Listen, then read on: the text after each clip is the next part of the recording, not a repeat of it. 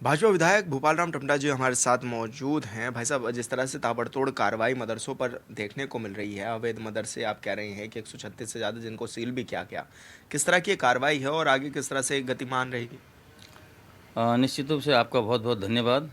आप समय समय पर आकर के और क्षेत्र की और प्रदेश की समस्याओं के और यहाँ पर जो गतिविधियाँ चलती हैं उनका आप हर समय मेरे पास आकर के उसका संज्ञान भी लेते हैं। मैं सबसे पहले तो अपने देश के यशस्वी प्रधानमंत्री जी का धन्यवाद करना चाहूँगा कि जिन्होंने कल जो विधेयक पारित हुआ राज्यसभा और लोकसभा से वक्फ बोर्ड का, तो एक बहुत बड़ी महत्वाकांक्षी ये कार्य हुआ है। और चूँकि जिस प्रकार से सदन में विस्तार से इस पर चर्चा हुई, पक्ष विपक्ष दोनों ने अपनी बात को रखा और जिस प्रकार से ये पारित हुआ, तो निश्चित रूप से ये हमारे यशस्वी प्रधानमंत्री मोदी जी का जो संकल्प था वो पूरा हुआ है। इसी प्रकार प्रदेश में हमारे युवा ऊर्जावान मुख्यमंत्री आदरणीय श्री पुष्कर धामी जी का मैं ये समझता हूँ कि आज जो भी उन्होंने इस प्रदेश में जब से 2021 से लेकर के 2025 तक का आपने जो देखा होगा, तो उन्होंने इस प्रदेश के लिए एक सेवक के रूप में एक सेवा भाव से जो कार्य किए हैं, ऐतिहासिक कार्य भी हैं। यूसीसी का उसमें आपने देखा होगा, धर्मांतरण से लेकर के तमाम प्रकार की जो क्षेत्र की जो हमारे विकास के कार्य थे वो हुए हैं। 23 तारीख को जो हमारा 3 साल का कार्यक्रम था, निश्चित रूप से हमको अपने क्षेत्र में जा कर के खुशी से ये बात कहने का मौका मिला कि हमारे केंद्र की सरकार ने और हमारी प्रदेश की सरकार ने तमाम उन योजनाओं को, विकास के कार्यों को किया है जिसका हमने अपने विधानसभा क्षेत्र में उसका वांछन भी किया। तो मैं ये कह सकता हूँ कि ऐतिहासिक क्षण रहे हैं ये 3 साल हमारे सरकार के लिए, हमारे यशस्वी मुख्यमंत्री जी के लिए, हमारे देश का जिनका मार्गदर्शन और जिनकी हमेशा एक आशीर्वाद देवभूमि उत्तराखंड पर बना रहता है, ऐसे हमारे प्रधानमंत्री जी का। तो आज बहुत सारी चीज़ें हैं।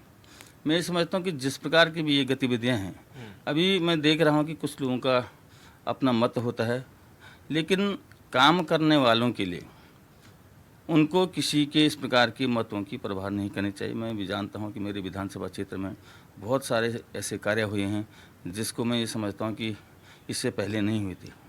मेरी विधानसभा में 14 पुलों का स्वीकृति हुई है। अभी जो चतुर्थ श्रेणी की जो पीएम जसवाई में सड़कों का हैबिटेशन जियो टैग हुआ है, 65 सड़कें मेरी विधानसभा में हुई हैं। और बहुत सारी सड़कें, चाहे वो पीएम जसवाई के माध्यम से हो, पीडब्ल्यूडी के माध्यम से हो, तमाम ऐतिहासिक कार्य हो रहे हैं। और मैं ये समझता हूँ कि आज 2026 में जो एक बहुत बड़ी एशिया की नहीं कहूँगा मैं, विश्व की सबसे लंबी पैदल यात्रा नंदा देवी राजात होनी है, उसकी तैयारियाँ 2 बैठकें हो गई है। अभी माननीय मुख्यमंत्री जी कह रहे थे कि हम तत्काल उसमें उनकी अध्यक्षता की बैठक भी हो रही है। और इस बैठक के माध्यम से मैं ये समझता हूँ कि ये हमारे क्षेत्र के लिए और जो जिस प्रकार से बहुत बड़ी संख्या में इसमें श्रद्धालु पहुँचते हैं, उनकी सुविधाजनक यात्रा के लिए, सुगम यात्रा के लिए, और जो माँ नंदा देवी के जो तमाम भक्त यहाँ पहुँचते हैं उनकी सुख सुविधाओं के लिए जो कार्य होता है, तो मैं ये समझता हूँ कि ये भी एक बहुत बड़ा काम होना है।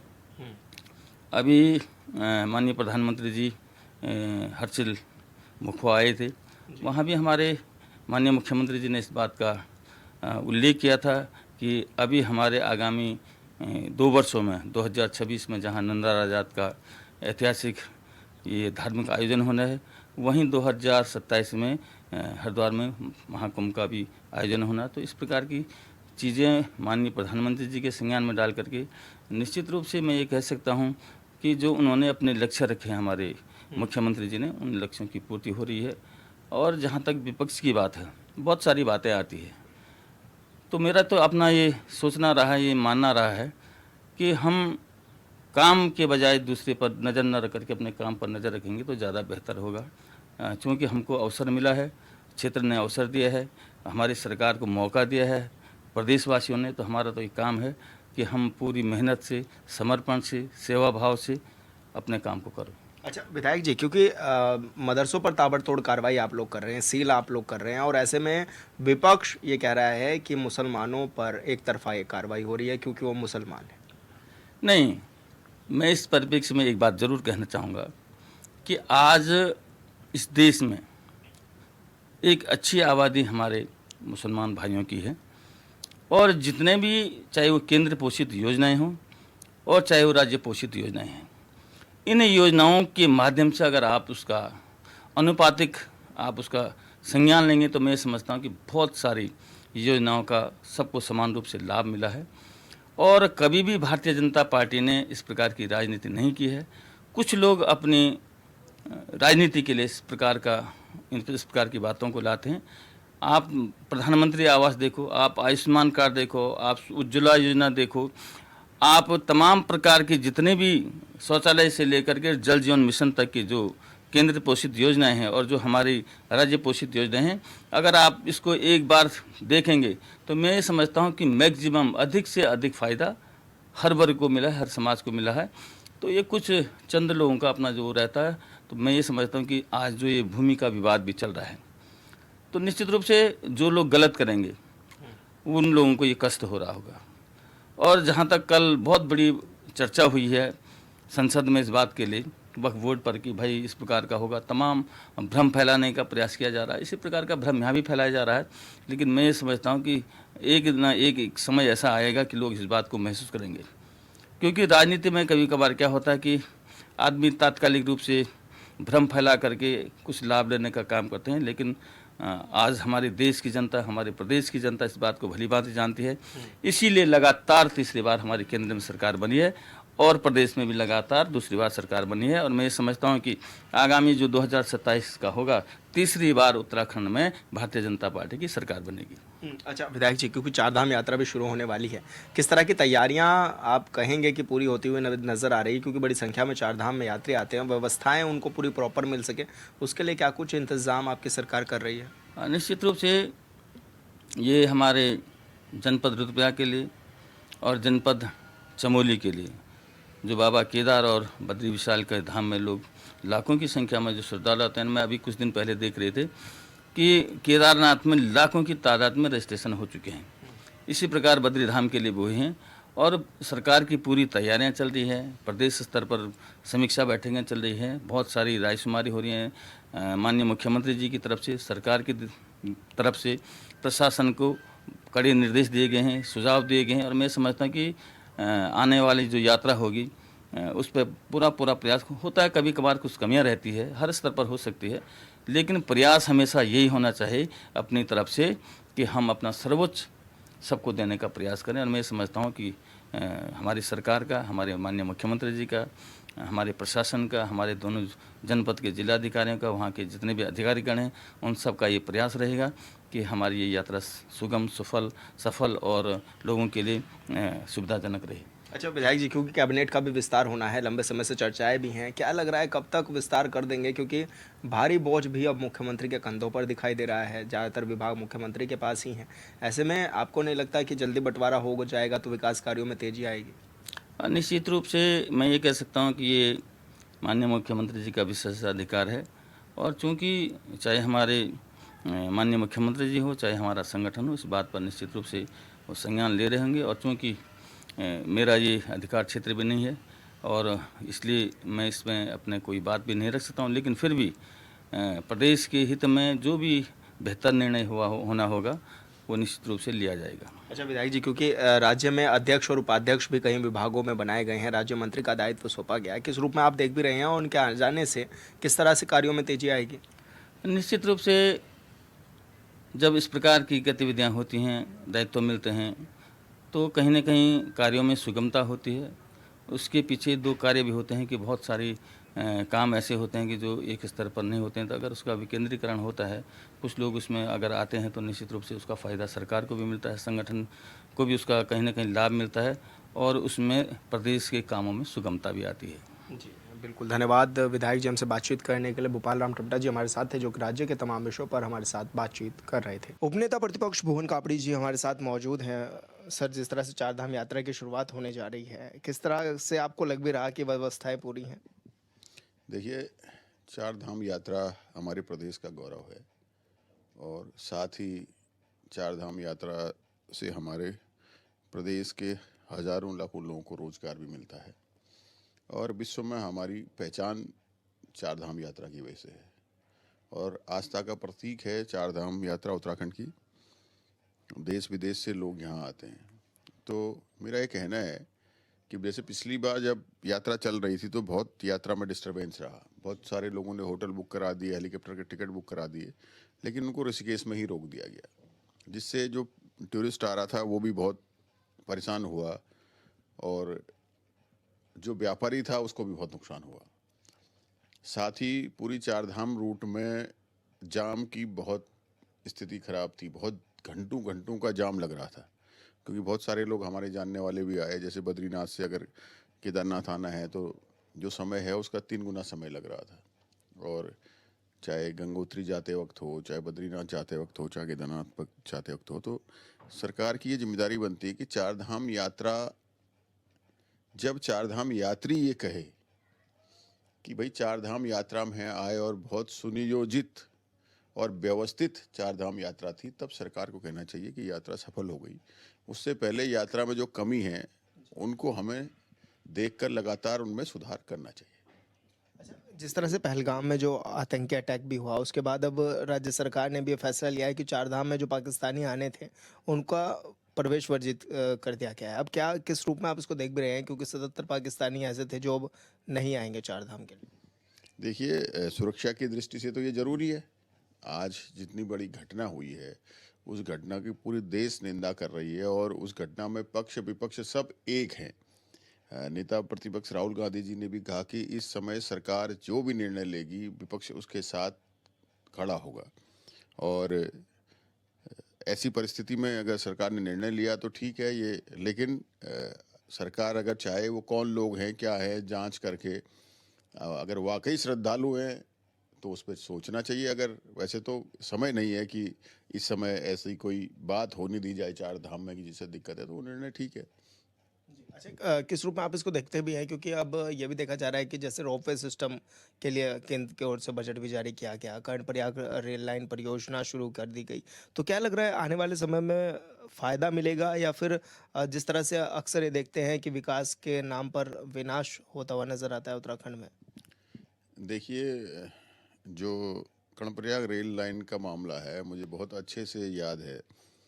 2004-5 में जब सोनिया गांधी जी गौचर आई थी और उस समय सतपाल महाराज जो है कि कांग्रेस गठबंधन में तिवारी कांग्रेस जी से मंत्री भी थे, उस समय उस जो है कि रेल लाइन की स्वीकृति हुई थी। और अब कहीं वो काम धीरे धीरे सब चीज़ें होकर क्लियरेंस के बाद अब वो काम लगभग पूर्ण होने की अवस्था में है। अभी मुझे लगता है 1-2 साल और लगेंगे उसे पूरे होने में। और रोपवे भी हो रहे हैं, पहले से स्वीकृत हैं। धीरे धीरे सब जगह जो हमारे धार्मिक स्थल हैं उन जगहों पर रोपवे के प्रस्ताव भी पहले से सरकारों से अभी तक भेजे जा रहे हैं। तो रोपवे लगने से देखिए कुछ फ़ायदे तो हैं। जैसे जो हेलीकॉप्टर का टिकट है वो बहुत महंगा है, वो मिल नहीं पाता है। जो लोग चल नहीं सकते और जिनके पास संसाधन नहीं है, पैसे नहीं है और वो चार धाम जाना चाहते हैं, तो इन चीज़ों से मुझे लगता है कि उन यात्रियों को सुविधा मिलेगी। लेकिन पर्यावरण की दृष्टि से देखते हुए भी उन चीज़ों को सुव्यवस्थित तरीके से ऐसे लगाना चाहिए कि जिससे हमारे जो धार्मिक आस्था है उसके साथ खिलवाड़ ना हो, हमारे जो प्रकृति है उस प्रकृति में ज़्यादा नुकसान ना हो। इन सारी चीज़ों को देखते हुए इन पर काम करना चाहिए। तो पर्यटन को बढ़ावा देने के लिए ये सब चीज़ें ज़रूरी होती हैं। अच्छा, एक और देखा भी जा रहा है प्रदेश में मदरसों और मज़ारों पर ताबड़तोड़ कार्रवाई भी जारी है। इस कार्रवाई को किस रूप में विपक्ष देख भी रहा है, क्या कहेंगे आप? देखिए, मैं ये कहता हूँ कि जो संस्थान जो भी संस्थान, चाहे वो कोई विद्यालय हों, चाहे वो मदरसे हों, चाहे मज़ार हों, चाहे और धार्मिक स्थल हों, जो भी संस्थान जिनको धार्मिक या फिर मैं खास करके मैं कहूँगा कि शैक्षिक संविधान है, संस्थाएं हैं, जो शिक्षा के लिए जो संस्थान है, उन संस्थानों का अगर रजिस्ट्रेशन सरकार में कंपलसरी है तो उन संस्थानों का रजिस्ट्रेशन किया जाना चाहिए। और जिनको रजिस्ट्रेशन नहीं किया है उनको अगर सरकार बंद कर रही है तो सबसे पहले तो सरकार को कुछ समय सीमा देनी चाहिए। बात संस्थान बंद करने की नहीं है। कोई भी विद्यालय है, अगर विद्यालय में कहीं कोई बात हो जाती है या उसकी जो है मान्यता खत्म हो जाती है या अन्य कोई बात आती है कि जिससे विद्यालय को बंद करने की स्थिति होती है, चाहे प्राइवेट हो या सरकारी हो, तो उसमें एक समय सीमा दी जाती है ताकि छात्रों के भविष्य के साथ जो वहाँ बच्चे पढ़ रहे हैं विद्यार्थियों के भविष्य के साथ खिलवाड़ नहीं हो। एक तो उन्हें मौका दिया जाता है कि भाई पेनल्टी डाल के इतने समय के अंदर आपको इसकी मान्यता लेनी चाहिए। दूसरा, साथ ही अगर मान्यता नहीं लेने की स्थिति में, बंद करने की स्थिति में है, तो कुछ समय इसलिए दिया जाता है ग्रेस पीरियड की, ताकि जो वहाँ बच्चे पढ़ रहे हैं उनको कहीं दूसरी जगह शिफ्ट किया जाए। तो ये सब चीज़ों का भी ध्यान रखना चाहिए। अच्छा, जैसे वक्फ बिल लेकर के आई बीजेपी, किस रूप में आप उसको देखते भी हैं? क्योंकि लोकसभा राज्यसभा में तो पास करा ही लिया उसको, लेकिन किस रूप में देख भी रहा है विपक्ष इसको? देखिए, कोई भी बिल अगर आता है उसका उद्देश्य क्या है, उसका उद्देश्य क्या है, ये सबसे महत्वपूर्ण है।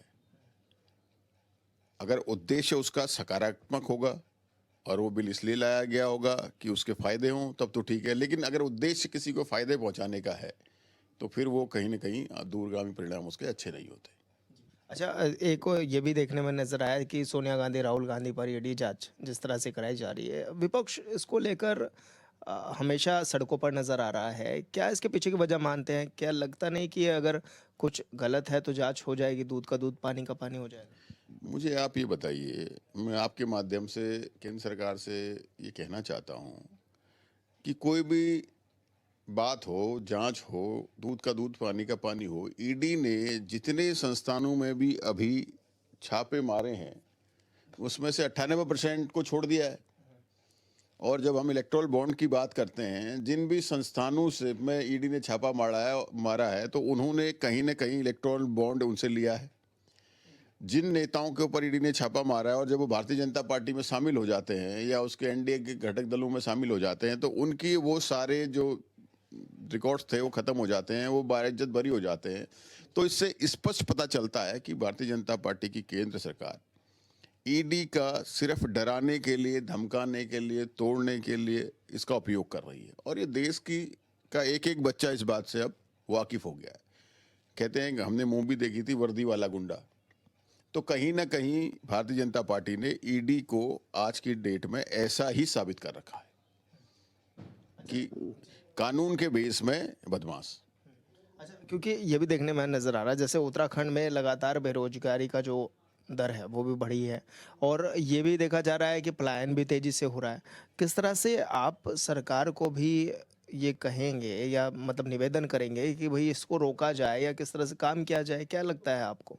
देखिए, हम तो पहले ही पलायन पे, बेरोजगारी पे, रोजगार सुरक्षा पे, उत्तराखंड की राज्य संपदा पे सरकार को हमेशा सचेत करते रहे कि आप उत्तराखंड के युवाओं को रोजगार दीजिए। देखिए, आज उत्तराखंड के लोगों का जो सबसे बड़ा, जो सरकार जो उत्तराखंड के युवाओं के भविष्य के साथ खिलवाड़ कर रही थी, वो भर्ती घोटाला था और वो चल रहा है अभी भी। और उसके बाद हम कई बात कहें तो दूसरी तरफ सरकार उत्तराखंड के युवाओं के रोजगार का गला घोटने का काम आउटसोर्स एजेंसियों के थ्रू कर रही है।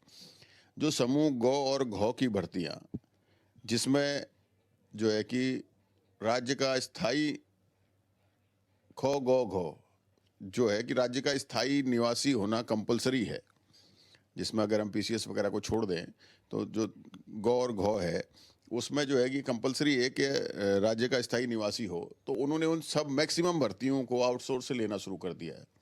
तो आउटसोर्स में उन्होंने को कंपलसरी नहीं किया है। और आउटसोर्स एजेंसियां आती हैं, 11 महीने का बॉन्ड करती हैं, 2 महीने का घूस ले लेती हैं, फिर 6 महीने की तनख्वाह दे के फिर भाग जाती हैं। और उत्तराखंड का युवा उनसे पैसे निकालने के लिए दर बदर धक्के खाता रहता है और उसका रोजगार बिल्कुल भी सुरक्षित नहीं है।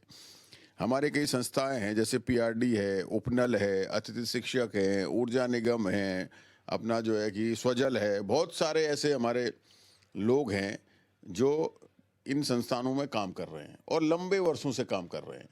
इनके रोजगार की सुरक्षा की कोई व्यवस्था सरकार नहीं कर रही है। उपनल वाले मामले में आपको पता है कि हाई कोर्ट से और सुप्रीम कोर्ट से सरकार को आदेश हुआ कि आप समान कार्य समान वेतन जो है दीजिए और साथ में इनके नियमावली बनाइए कि आप इनको नियमितीकरण कैसे करेंगे। लेकिन सरकार बस्ती भी नजर आ रही है। सुप्रीम कोर्ट के आदेश के बावजूद भी अगर सरकार उत्तराखंड के युवाओं के भविष्य की बात कर रही होती है, भविष्य की सोच रही होती है, तो जरूर इसमें कोई कोई गंभीर कदम उठाती। लेकिन कहीं दिखता नहीं है कि सरकार सिर्फ जो है कि जो हमारे राज्य की संपदा हैं उन संपदाओं को भी कहीं इधर उधर खुर्द-बुर्द करने में लगी हुई है। और प्रदेश का युवा जो है बहुत परेशान है। प्रदेश में जो हमारे आउटसोर्स कर्मचारी हैं, जो हमारे उपनल के कर्मचारी हैं, अतिथि शिक्षक हैं, ऊर्जा निगम के कर्मचारी हैं, वो सभी लोग कहीं न कहीं अपने रोजगार सुरक्षा के लिए चिंतित हैं। तो सरकार कोई ऐसा निर्णय नहीं ले रही है। और पलायन की बात हम करें तो सरकार पलायन रोकने के लिए कोई भी गंभीर कदम नहीं उठा रही है। मैंने बजट में भी कहा था, पलायन आयोग बना तो रहे हैं, लेकिन पलायन को रोकने के लिए बजट की क्या व्यवस्था है, आपका इंफ्रास्ट्रक्चर क्या रहेगा, कैसे आप पलायन को रोकेंगे, पहाड़ पे आप कैसे रोजगार देंगे, पहाड़ पे स्वास्थ्य सुविधाओं को कैसे मजबूत करेंगे, पहाड़ में शिक्षण संस्थान को कैसे मजबूत करेंगे। क्योंकि पहाड़ जो पलायन हो रहा है, अगर कोई भी व्यक्ति अगर उसके पास जो है कि रोजगार के अवसर हम देंगे, उसे हम शिक्षा अच्छी वहाँ उनके बच्चों को प्रोवाइड कराएंगे और स्वास्थ्य की सुविधा उनके माँ बाप और बच्चों के लिए ठीक करेंगे, तो तभी कहीं पलायन रुक पाएगा। लेकिन इस पर सरकार कहीं करती हुई नजर नहीं आ रही। अच्छा, क्योंकि स्वास्थ्य सेवाओं को लेकर के और शिक्षा सेवाओं को लेकर के लगातार आप सवाल भी सरकार पर खड़े करते हैं, और अब देखा भी जा रहा है क्योंकि डेंगू के मामले भी बढ़ रहे हैं। स्कूलों की व्यवस्थाएं ऐसी नज़र आ रही हैं कि स्कूल में अब बच्चे ही नहीं जा रहे हैं क्योंकि शिक्षा की गुणवत्ता उनको बेहतर नहीं मिल पा रही है। इसको लेकर के क्या कुछ कहना है आपका? देखिए, हमें ये कहना है कि जहाँ अभी डेंगू का जो समय है, ये बहुत ही क्रूशियल समय है और डेंगू एक ऐसी महामारी बनकर आ गई है जिसमें पिछले वर्षों में कई सैकड़ों लोगों ने अपनी जान गंवाई है। तो सरकार को पता है कि जब बरसात से पहले डेंगू का प्रकोप आएगा, तो सरकार पहले से तैयारी क्यों नहीं कर रही है? सरकार को पहले से तैयारी करनी चाहिए, छिड़काव कराना चाहिए, जहाँ पानी इकट्ठा है उन जगहों को देखना चाहिए और कैसे हम उस पर नियंत्रण कर सकें, इसको पहले से जो है इस पे गंभीरता से लेना चाहिए। अब मैं कहूँगा कि जो सरकार, जिसे पता होता है कि नगर पालिका के चुनाव 5 साल बाद इस तारीख को होने हैं, उसको 1 साल 1.5 साल लेट कर देती है, तो ये तो प्रतिवर्ष आ रहा है, तो सरकार कहाँ गंभीर है, साफ दिखाई दे रहा है। धन्यवाद सर, हॉर्नबिल टीवी से बातचीत करने के लिए। भुवन कापड़ी जी हमारे साथ थे, जो कि राज्य के तमाम विषयों पर हमारे साथ बातचीत कर रहे थे। हॉर्नबिल टीवी के लिए देहरादून से विशाल गर्ग।